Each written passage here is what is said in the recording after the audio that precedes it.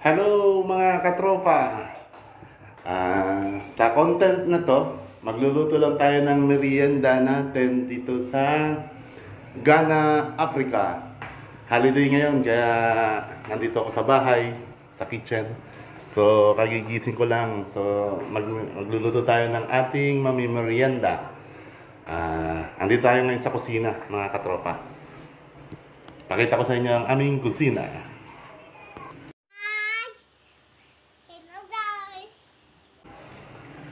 So, ito ang aming kusina.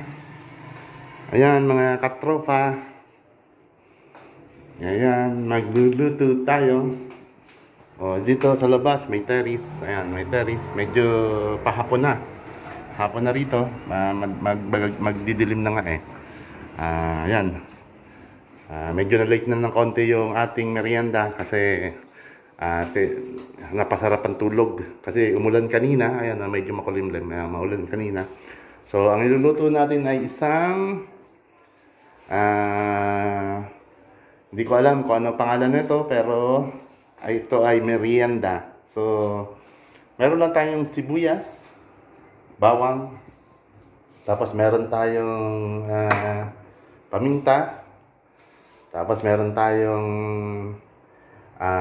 what to call that? Meron tayong margarine or ano ba tawag dito? Yan. Yun na nga. Tapos meron tayong tuna. Yan, tuna. Tapos meron tayong evaporated milk. Tapos ito ang ating pasta. Yan, ito ang ating pasta na gagawin nating merienda. Nabibili lang yan dito sa Ghana. Yun. Ito nga pala yung sabi ko kanina, ito ang margarine, parang margarine siya, mga katropa.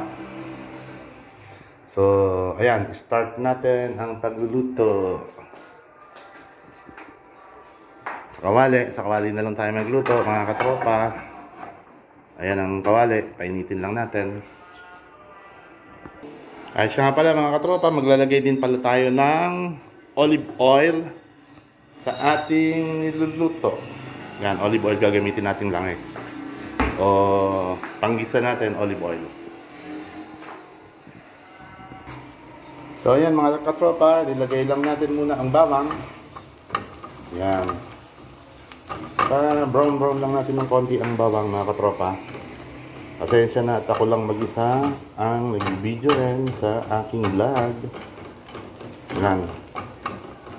Isa natin konti ang ating bawang.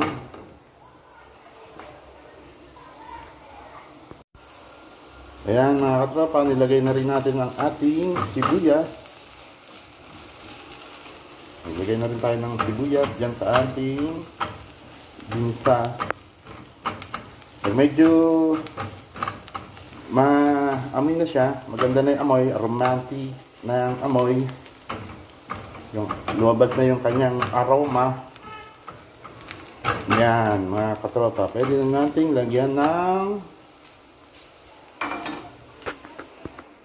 yan mga katropa, lagay na natin itong ating tuna. Yan, lagyan natin ang ating tuna.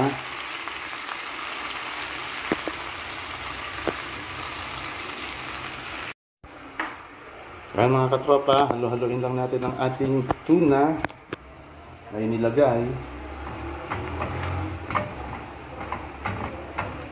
Yan.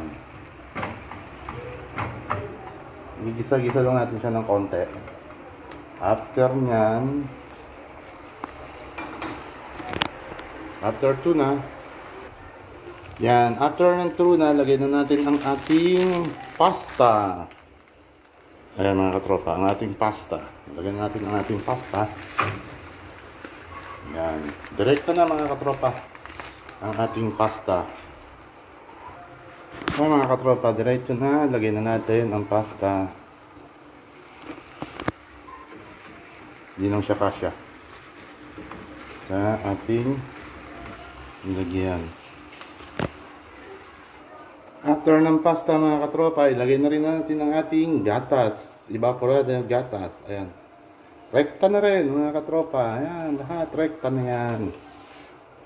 Ganyan ang merienda sa mga OFW style. Yan, alam niyo naman dito sa Ghana, mga OFW style ng merienda. Ayan. Hintayin lang natin yung kumulo at halu-haluin natin. Ayan mga katropa, kumukulo na. Yan, hintayin lang natin lumambot ang pasta ng ating merienda.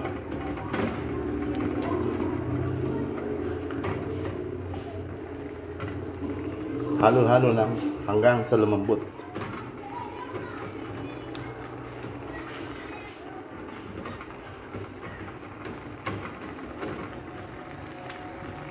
Ganyan lang mga katropa.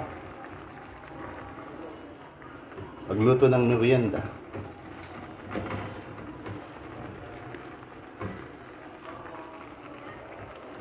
Yan. Antayin lang natin i-absorb yung gatas saka yung tuna ng ating pasta.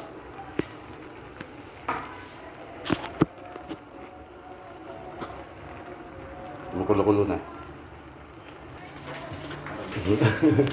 Ayan na mga katropa, kumukulo na ang ating gagawing merienda.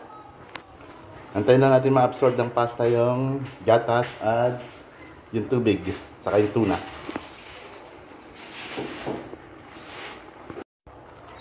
Ayan mga katropa, nilagyan na natin ng butter at paminta. Ayan, kumukulo-kulo na. Yan, i-absorb niya yan para sumarap ang ating pasta. Mamaya titimplahan lang natin yan ng konting asin or lalagyan din natin konting MSG or magic sarap pampalasa. Ayan mga katropa, medyo pinalalambot na lang natin ng ating pasta. Pag medyo kinukulang sa tubig mga katropa, lalagyan nyo lang ng konting tubig hanggang sa lumambot ang ating pasta. Add lang tayo ng konting tubig mga katropa. Ayan, mainit na tubig, mag-add lang tayo. Oh, wala na pala. Ayan, sige. Add lang tayo para kasi medyo lumapot ang ating pasta. Na-absorb niya yung tubig sa kagatas. So, dagdag lang tayo ng konting tubig. Yan na mga product ang ating finish na ang ating mala carbonara na Jerry May style, made in Ghana. Ghana. Merienda natin sa dito ng mga OFW sa Ghana. Wala tayong magawa mga tropa, kaya luto-luto lang tayo. So yan.